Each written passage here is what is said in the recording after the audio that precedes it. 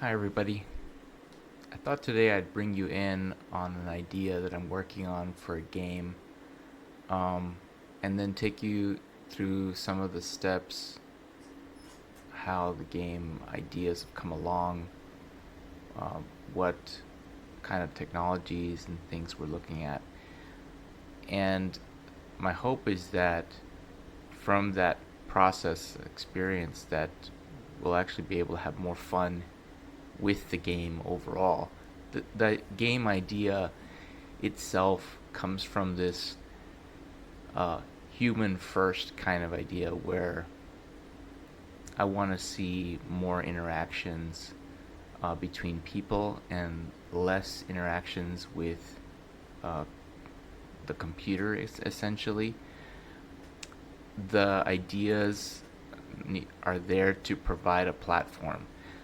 I like the idea of the D&D idea, which is where you get people together, give them a platform, a story, a rule book, if you will. And then with that, you have creative people coming together in different roles to create an experience. I think it's very human, and I think we need more human things and less artificial things. Not that artificial is wrong; it's got its place. It has its tooling. You can create a lot of things. You can visualize things. You can bring to life concepts and explain. It's a communication platform, and I think we've taken that and replaced everything with it, and I think that's where we get into problems. So the concept of the game is really how do we bring a story in a D&D kind of style or mindset and allow expression, allow as much human creativity while also being a video game. I mean, it's video and it's got a game component to it, but I want more human involvement in it. So I started thinking of this and putting together a series of concepts. So I'm going to actually share some of those concepts with you, spend some time on my Wacom drawing too, and show you where those concepts are coming along and a tool that I'm creating as well to help me with those concepts. And I think the tool is actually going to end up part of the game itself. It fits in the concept and the need to have more human creativity in the game. So let's get started. I'm going to go ahead and switch over to my Wacom view. Let's do that. And let me begin with the code name of the project. This is just FriginRain is the code name. And so what FriginRain is, so it's a world where the player person will come into the environment and they will see their world. And so what that becomes is it starts from a little broken down ruin. So we can maybe visualize it here, the concept of a series of stones. Maybe you have a partial wall built here, and you have what used to be maybe a tower. What used to be a tower, but it's broken down. It's not fully there anymore. So it's ruins, right? And so maybe you have some columns here, and so maybe your spawning point would be here, and your character would appear and then see this broken down, torn down building. And a task would then appear, something where you would say, needs to be rebuilt. So build tower. And so FriginRain, you can think of it as a project where you start with something to fix. And so, more people spawn into the game, and they see the progress made on fixing that tower. Somewhere, on this plane in this game, you might have maybe you have a cave. And I'm going to just draw a series of mounds here to kind of represent that you've got some terrain, and in that cave, you might find somewhere deep down into the cave, somewhere you might find some treasures, some gold, draw gold here, but you find some materials here, some maybe stone. You've got stone, and so if you have to rebuild a tower, maybe you have to go, all the way to this place, go down into some dark cave and start mining in there, looking for, some of these things that you might need to rebuild that tower. That's one of the concepts.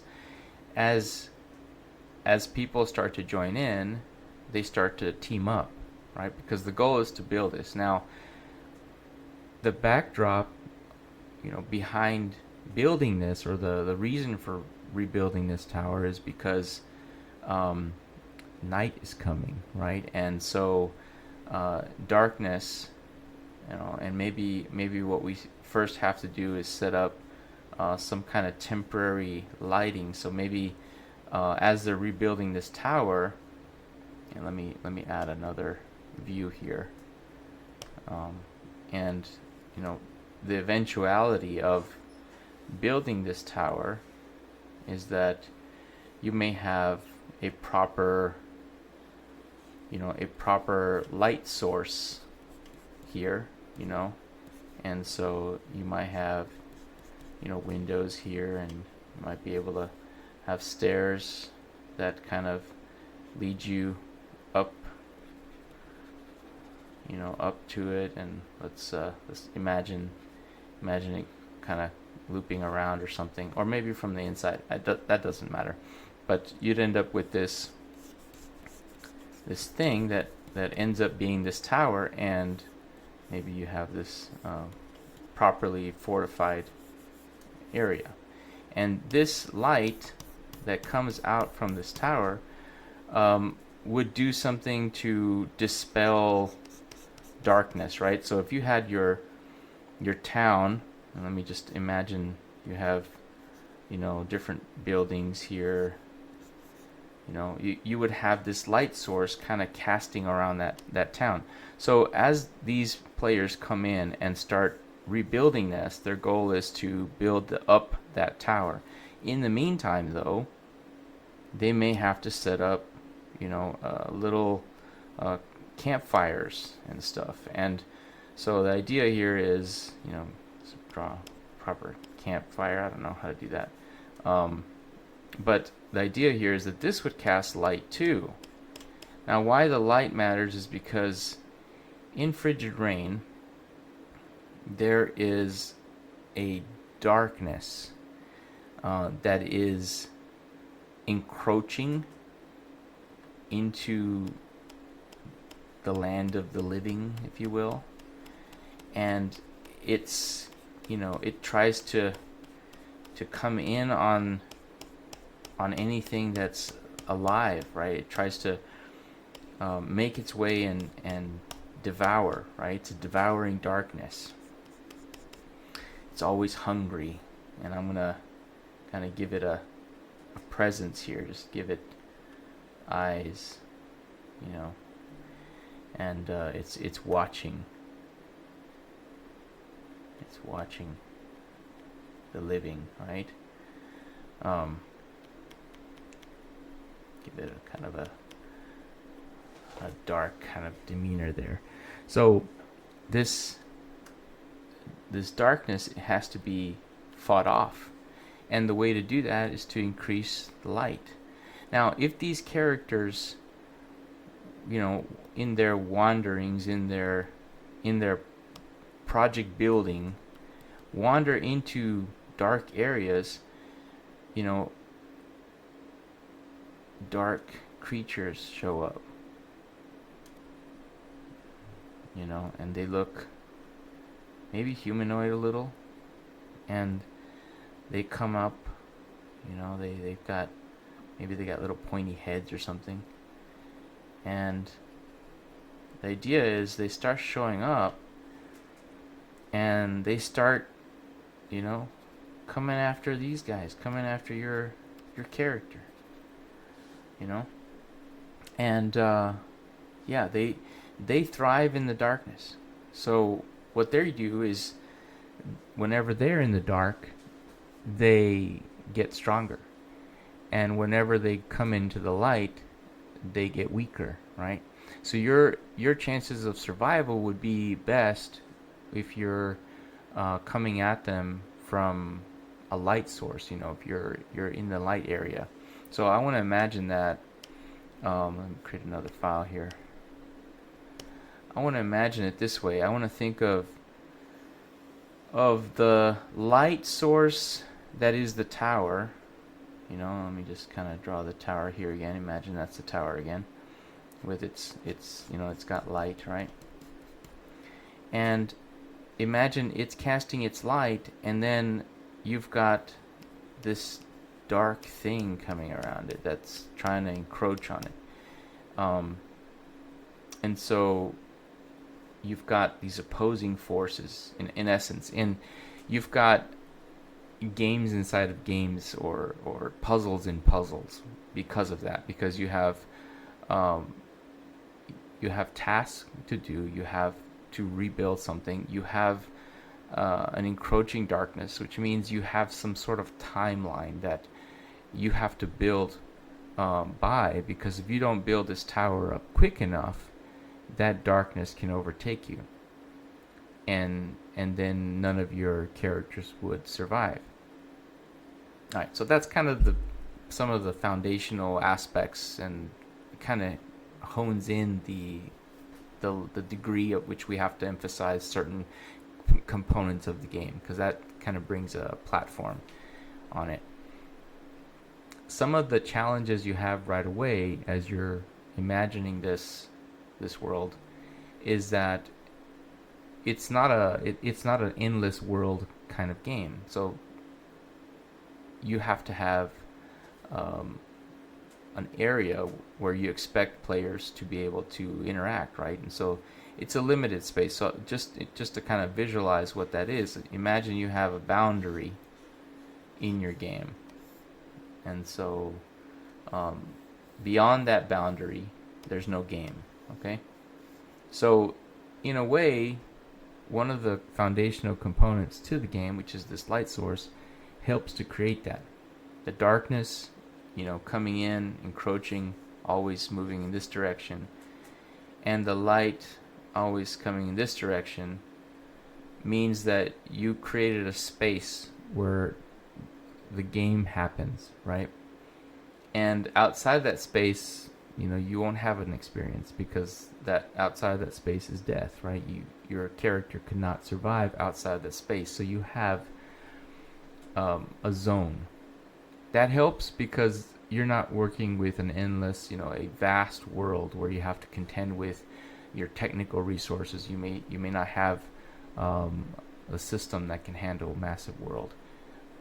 That means we also don't have to worry about things that come up in technology, where you have to kind of dynamically create areas of your maps that are, kind of infinite, like an infinite world situation. That's good for that. It doesn't mean that you won't have areas or times where you might want that you may have certain scenes where you do have more infinite, or you may have a larger space than others, but it also means that you're not dealing with a game that's going to be extremely large too. Your memory footprint's going to be better. These are kind of things that you build into the understanding early on. That way you know what problems you have to solve and which ones you don't. That helps. What One of the aspects to this game, in that it is a little bit about building some things, and it does create a teamwork environment, um, is that you want more human interaction on the map itself. So you can imagine at some point wanting to, create a building in a certain place. And in one of these other screens, you kind of saw how we have, buildings set up here, and the idea with that is, well, you might want to designate areas of your town, and just kind of segment the town off where you can do that, right? You may want to build your town in a certain way, right? But how do you do that when you're bringing a lot of people on the same town together? It's not this is a multiplayer game, right? So you want everyone involved in different ways. One way you can imagine that is by thinking of a kind of a government system, something that governs decisions, right? I like the idea of a guild. And it's very game-like. So one of the things that does is, you've got your two characters, they've logged in, and they say, hey, you know what? Let's create a guild. Let's work together and let's get some benefits of working as a team. So you've got all these characters coming in, and they decide they're going to build. If I can draw stick figures today. They're going to build a guild together, and so what they want to do is they want to get a guild bonus. So here's a concept, right? You have a group of people, they're in a guild, and they have some benefits from being in the guild. One of them is, because they're the town's guild, they get to participate in decision making for the town. So that's one way where you can bring people together and delegate, right? In order to do that, you create a you guild. Here's a concept, right? You have a guild leader, and what I think I'm going to do for this, to make this mechanic or this facet work, is I'm going to introduce a concept in this game called the Game Master. And I like that because it has this D&D feel to it. I think people will understand what the potential of that is. Game Masters often have the ability to tell stories, right? To control facets of the game, to kind of wield it, if you will. And so I like the idea of putting enough story in place that the game isn't like do anything. It's not like a blank slate, but not too much, so that you can have something like a game master who is building a story on the game. So that automatically increases the number of features, that customizable features that need to be in place. And by doing that, you can start to imagine having to provide a whole series of views that you would not typically have in a traditional game, because now you're allowing people to decide bigger aspects to the game, where they can plug those aspects into the game and actually control a whole series of things in the game that could happen. You could have effects that appear and disappear based on decisions that the game master made in the game, and the game master can write storyline into the game. That does kind of have that D&D feel, where you have someone introducing aspects, um, and it doesn't have to be done, before the game is built, right? It can actually happen dynamically as the game occurs. Um, that gives a person a lot more freedom to be creative, and I think that people enjoy watching others be creative. I think that's why folks are watching this video to begin with. That uh, you like the process and you like the human part of the process. Without that, it's just not as fun. So I think the game can do that. Um, but we're gonna have to build some tools that allow that to happen. So one of those tools, and I didn't mean to hit that. Let me do a new one. One of those tools is going to be some way to imagine the landscape itself. I mentioned earlier you might find a cave somewhere. You might have to go into this cave, and go down into the cave and do some mining, right? I'm not going to redraw that again, but anyway, so you have some mining going on. Well, what is that going to look like if the game master has the ability to do that? Well, then they may want their environment to look in a particular way. I think that would be a fun component. Now, usually for landscape design, in game systems, variety of different game systems, there are specialized tools that allow creative people and engineers and software engineers and developers to generate a lot of content. So right at the start of this idea, you have the need to have some kind of content generation system that allows people to quickly and easily see something they have in their mind come to fruition, become real. And you're imagining non-technical requirements. You're imagining something that's visual. You're thinking that something needs to be simple and easy to implement for a person who is not technical. You don't want a lot of exporting to this and importing to that. There's a lot of tools that create large maps out there that require a study almost in order to be able to use them.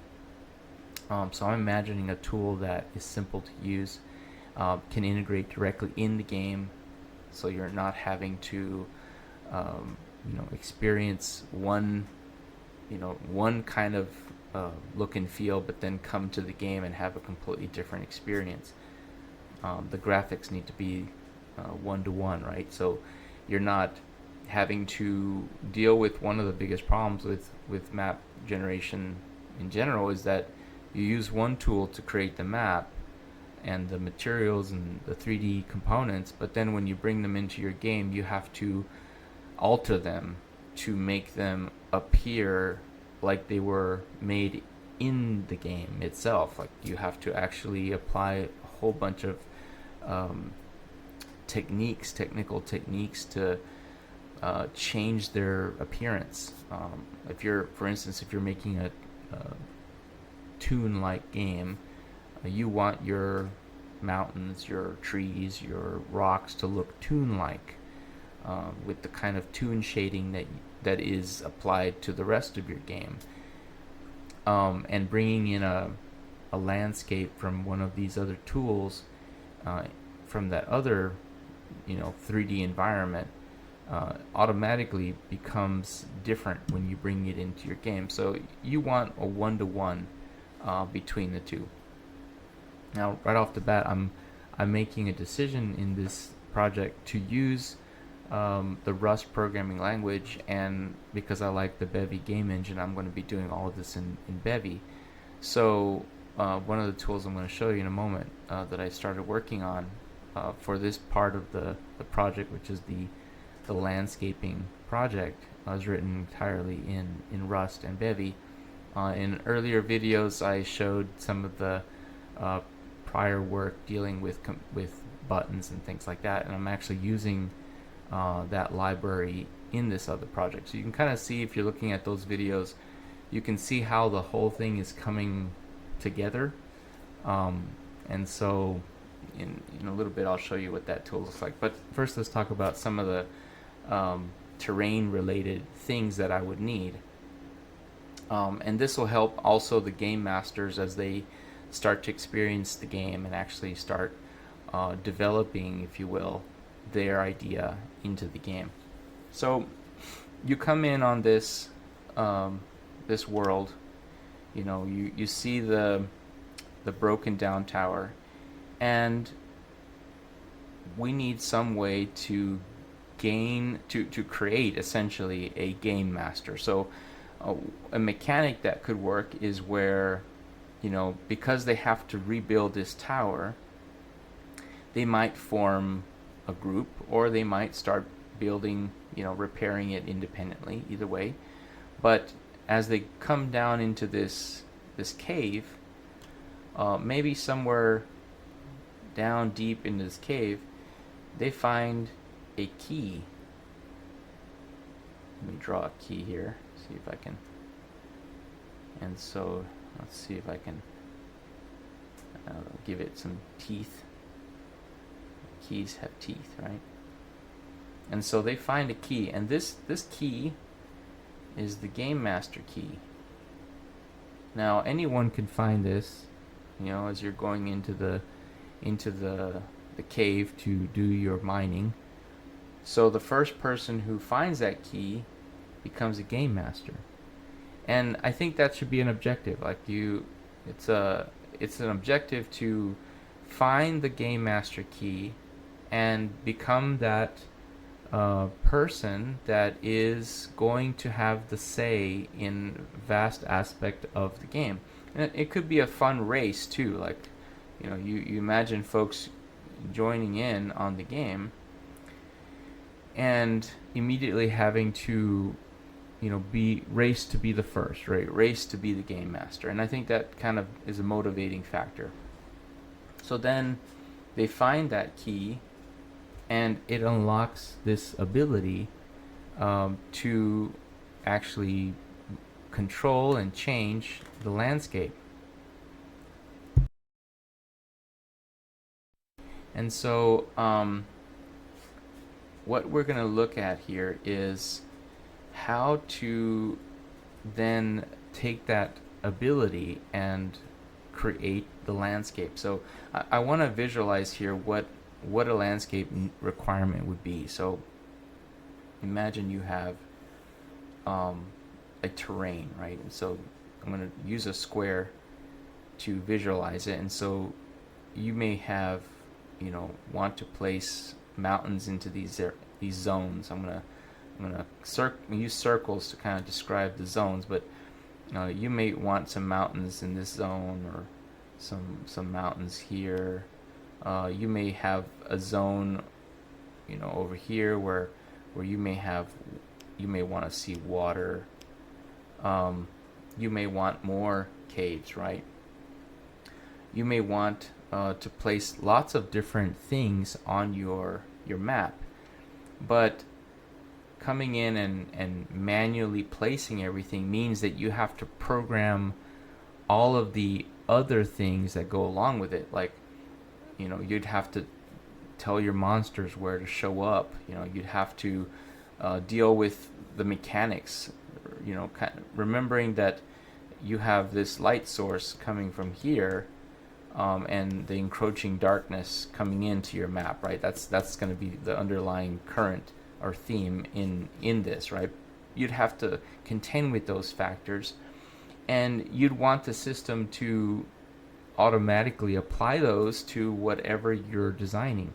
That starts to add a level of complexity to it. And also there is a natural complexity to natural things like mountains and things like there is a complexity to how they appear, and there's an expectation from people that they would look like what they're expecting them to be, right? To facilitate that, to kind of help with some of those complexities, I think the tool needs to have enough um, patterns, enough visual patterns that they could easily create some of these things and still not take away from their creativity. So that's going to be one of the things we want in the content generation tool. Another thing is there's the surface, but then there's also the depth of that surface, right? So imagine now, instead of top down, look at it from, from layers, as you would if you were going down a tunnel or down into a cave, right? So imagine you have this mountain here, you have hills here, whatnot, but then you have one of these caves, and you're going down into that cave to experience underground, right? That brings into one of the requirements of what underground looks like. And so you might want to imagine many layers as you go down. This is actually something that's kind of a problem right now, or a lack of tooling in gaming, right? There's not really a cave design system. So I think I would like to put that functionality into the game itself, so that you're not just designing your surface. Systems like Unity 3D and Unreal and Godot, they have different ways of handling the landscape, the terrain, right? But they don't have much in the way of what happens underground. And a lot of fun happens in caves and in going into investigating things, and it's all the curiosity of discovery that you get from going deeper into underground spaces. And so I want the game to have that. I want players, and I want the game master and maybe other roles to be able to experience the fun of creating something underground. And so not only do I want the landscape on the surface to work, but I also want the ability to create fun cave experiences. And so I'm kind of imagining these tunnels going down into the caves. Also, as a hint to people that want to have cave systems, I've used natural formations from nature. I guess that's what nature is, right? To create caves. So, for instance, you can take a tree design tool and flip that tree upside down and actually create tunnels that way. One of the challenges, of course, is that you have to learn this advanced tree system, and then you have to deal with all the other components you don't want on a cave. You don't need leaves in a cave. You don't need branches necessarily, but you can get a lot done that way. However, you want to make sure that the theme, the overall look and feel of your game, isn't defeated by the tool. So that's where it kind of becomes this balancing act between the tool that gets you 60% of the way there, but then you spend the rest of the time trying to undo some of the problems the tool actually created for you. So I think if the game itself came with all of these features, you'd have that seamless feel in the game, where you'd have the theming, the colorization that you chose, all the things, aspects of the game that you want to be the same throughout. You'd have them integrated from the beginning through to the end, right?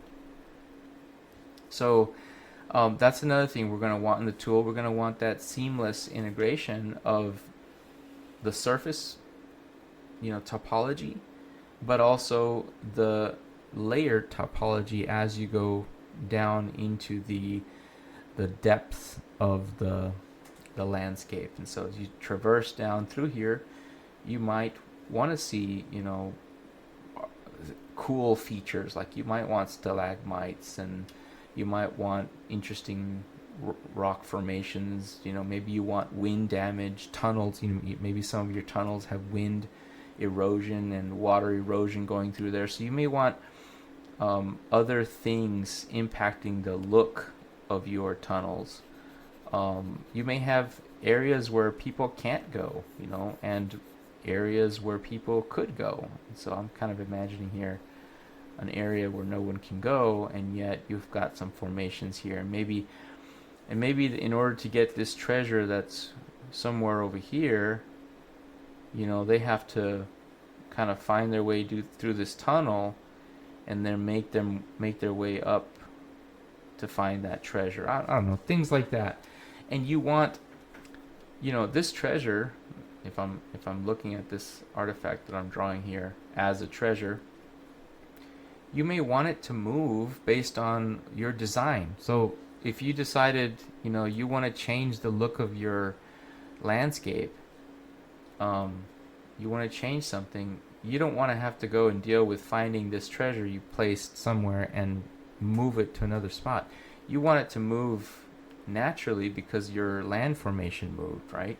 So if you decided now that you've got a new kind of a change to the typology, you change this curve somewhere, you want this treasure to move, to a new spot.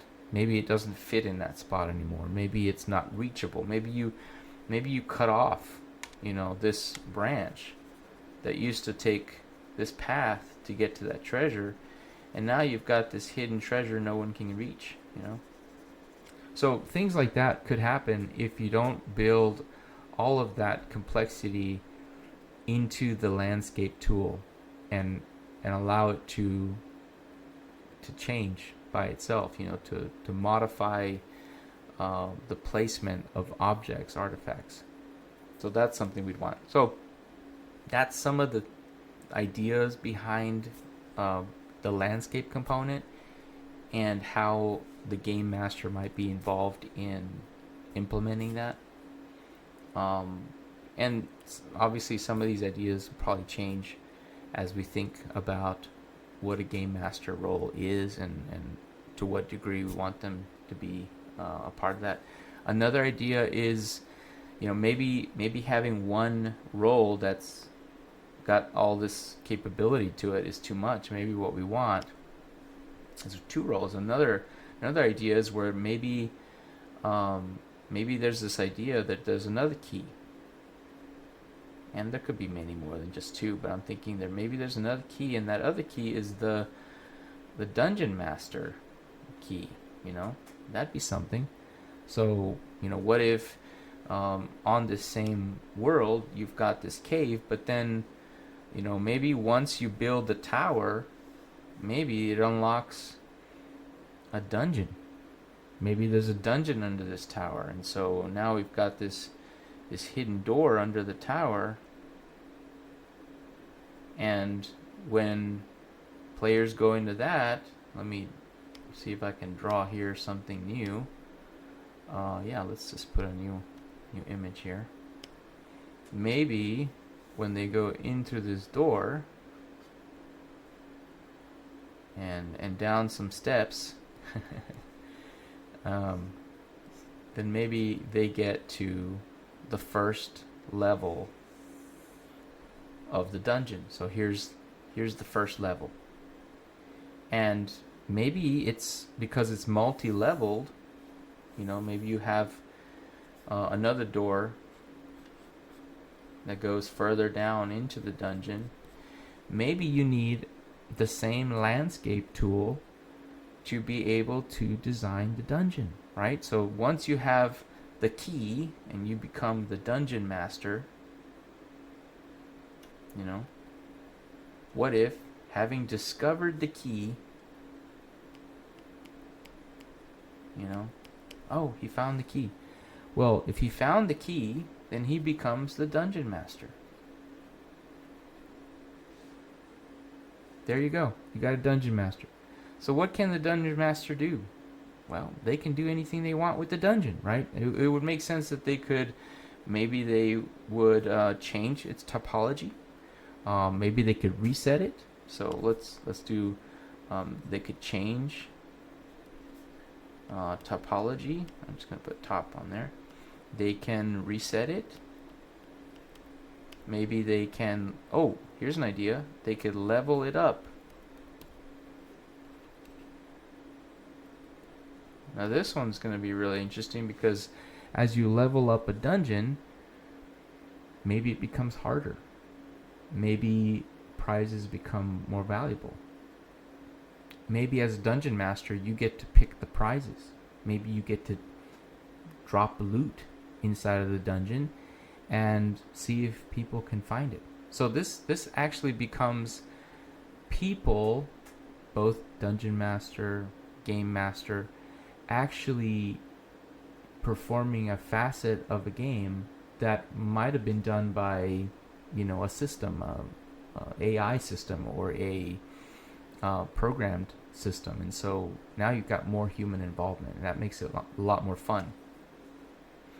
I'm also imagining that you could have people logging into your game, coming into your game world that aren't part of the guild, and they may want to play in that style and go into some of these dungeons and find some of the loot that has been placed by the guild that runs that game, right? So I imagine you could have many games run by different guilds, and you could have folks going between games to find loot.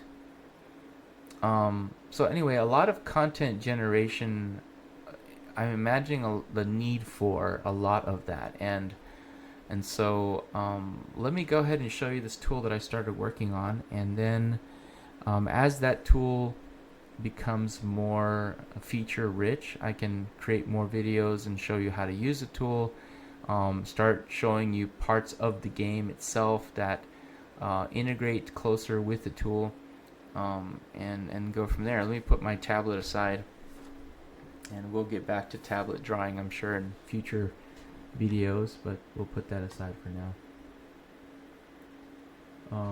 So let's go to this tool that I've been working on. So this is a style of programming where you take a facet of a larger system and you isolate it. So all you're seeing here is the tool that would be the landscape generation tool. Now, by itself, it has value. I mean, it has the ability to define a landscape, right? And it uses some content generation approaches that are typical for a landscape system. What it's able to do has value outside of the game, but it's designed with the game technology so that everything will be seamless when it becomes fully integrated with the game itself. So many of the facets, components that I'm going to show you, they will also be game components. Starting with maybe the most obvious one is, how the buttons look, this overall style. Some of these other artifacts, like how tabs look and stuff. If the game has the need for a tab, well, this is what it would look like, right? If the game has the need for a scroll bar, that's how it would look. So let's look at some of the things that we're going to need for the landscape. On the left here, we have this idea of having an algorithm, and for designing landscapes, there are many types of algorithms that produce a infinite style, kind of a never-ending style of visual artifacts. Like they actually create that kind of pattern that you're looking for use in landscaping. And so as part of the tool, I thought, well, let's just add a bunch of them. That way there's not really too many limits to what can be created. So over here on the right, if you've got one of these algorithms added, you can change that algorithm, to another pattern, right? You can increase the the the zoom on that pattern so you can see the artifacts that it creates larger. You can change to different patterns here. Let me zoom on this one. You can see this pattern here. So you might want different types of patterns for your terrain. One way to kind of think of all this is that you're looking down on a terrain from above, and so you can kind of see how formations can appear. Imagine that you had this feature applied from top down and it created the contours of your landscape. You might want to mix some of these. So the tool right now has the ability to add multiple algorithms, and so let me go ahead and make some changes to this first one. Let's change it to maybe a gradient, and now you've got a formation when combined that adds the white noise to the gradient, right? So that's kind of a neat feature. You want to be able to go back and change it so it's non-destructive, and that's an idea that, well, you might want to change your mind about something and you don't want to destroy other things. You want to isolate the changes and be able to return back and make more changes without destroying work. So that's going to be something I want users to be able to experience. So let's change the gradient. Now we changed our mind. Let's go to something different. Let's do maybe this. This kind of creates a certain look right there, right? So here's zoom a little bit, zoom in there, and bring this over here. There we go. So let's do that. And you can see how it kind of lights this area down, but then we have this dark area up here. That's a neat feature. So once you've got the features that you want combined, you might want to come over here and hit this button, Create Node. And so in the first tab here at the top, you've got the pattern testing where you get to test out different appearances to your terrain. And then you then get to create the node, and this goes to the generator tab. So let me click that, and then switching over to the generator tab, you then get a view that lets you combine some of these things and manipulate them in different ways. So let's say that you like certain aspects of the terrain, but you don't like other aspects. So let's go to this color picker node, click that, and then what you're able to do is come over here, click this, and connect it to the color picker. And let's say that you only wanted the dark aspects. So then you would come over here, hover over some of these colors, and start clicking them. And once you have these colors selected, that's when you look at the preview of what you've selected, you can see that it's left out the light colors, and that's a really neat feature. But you notice that because of what we chose as the first node, and that comes from having modified, created a pattern, right, that there's still quite a lot of selection happening over here in the lower right. What if we wanted to isolate the selection more to the top because of the feature that we wanted to create on the landscape, right? Maybe we wanted to create a mountain, and we wanted that mountain to be mostly on one side and not on the other. Or what if we wanted to place our trees or rocks in one part of the landscape and not in another? As you can see from this selection, we'd be placing the rocks almost everywhere except perhaps not here on the lower right. So let's alter this. Let's go back to the first tab where we're creating the pattern, and let's alter this so that we're isolating these areas more from each other. One way to do that could be to add another algorithm. Let's do that. Let's add another one, and let's change this to maybe circles. And let's bring the circle count down to just one circle. Okay, so now that we have a circle, let's increase the size of it.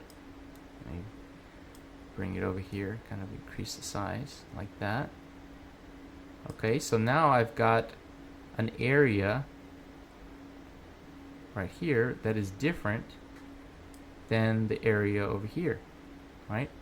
So that's nice, but what if I wanted to select, what if I wanted to shape or select something differently? Maybe I can filter that. So one of the things that I can do here is I can take this and move it up, and then using that same shape, let me bring it down here so you can see how it applies to different, when you move it to a different spot, it will apply in a different way. So that's another aspect to it.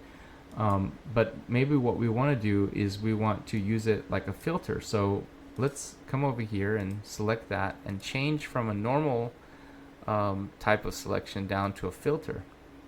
And now what this is going to do is it's going to affect the algorithm underneath it in some way. So let's change that to, maybe it subtracts, and bring the strength of that up.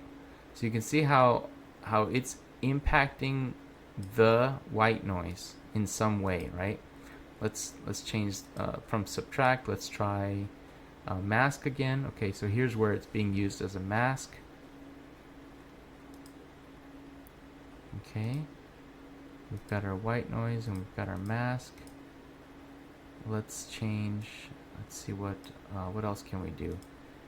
We try another one. Let's try edge. Oh, it didn't have enough of a change.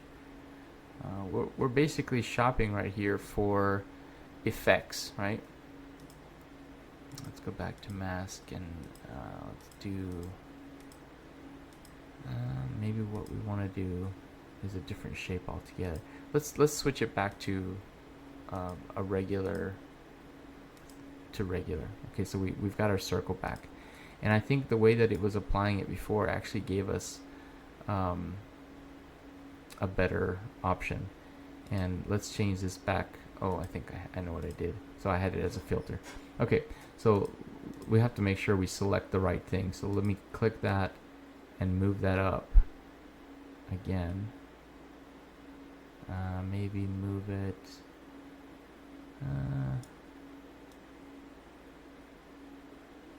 Let's see. Let's move it down. Moving it there is not a bad idea. It still has too many circles.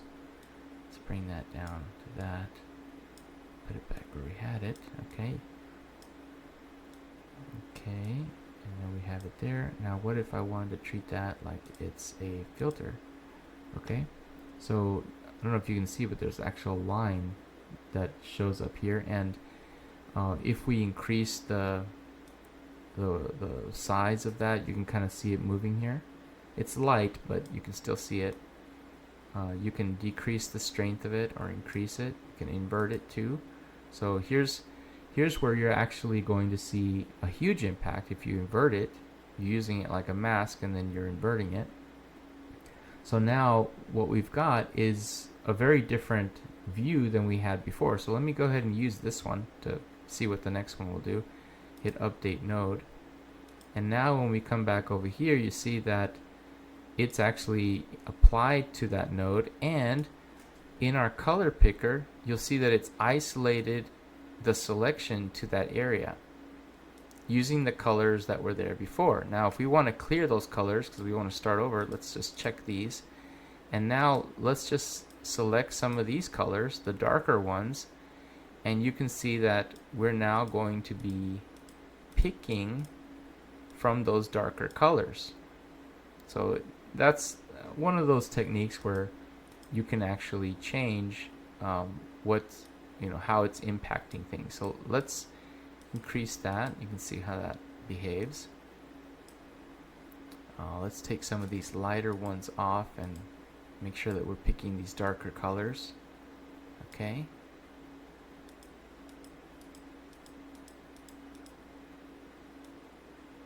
Okay. So anyway, so the idea of this tool, and let me also show load up one that I had created before. So here's a little bit more advanced one where you've got a few more things being picked here. The idea essentially is that you're creating something that will help people define the terrain within the game itself. So I guess in the next video what I'll do is I'll show maybe some terrain, you know, how it's generated, and look at some other options that have to do with the game itself.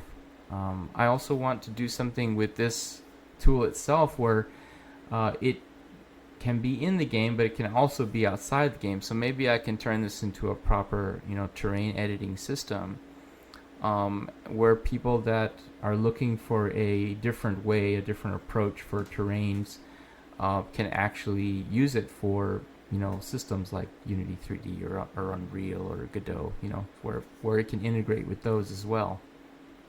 So I'll look at that in a future video, and add some of these features, and I'll also show you how I, you know, keep adding features to this so you can see the progress. For a more technical note, one of the things that I wanted to show folks was, you know, how the visuals are behaving. So if we come over here and turn off the sync mode, you can see that we're getting pretty decent frame rates at, you know, 7 to 800 frames per second on this, and that's in all of these views. So that's something more on the technical side that folks that work with this kind of stuff usually want to know how it will behave. So that's something about the tool itself that helps it kind of quantify its ability, right? Well, I also want to add that when I release the full tool, you know, with the exporting to, you know, other systems and stuff, I'm going to introduce some codes to kind of give people a discount on the final tool, right?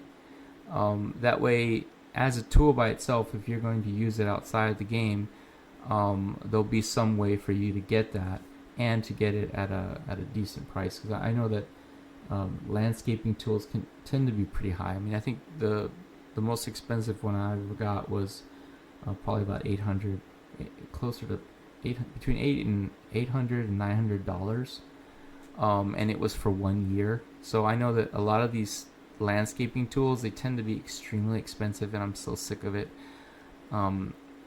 It's gouging, you know, it's gouging creatives. I just don't like that idea, right? And so I want this to be, you know, easy to obtain and a low cost too. So that's another thing that bothers me. And I thought it'd be a good idea to like embed discount codes and stuff like that, like in the videos themselves.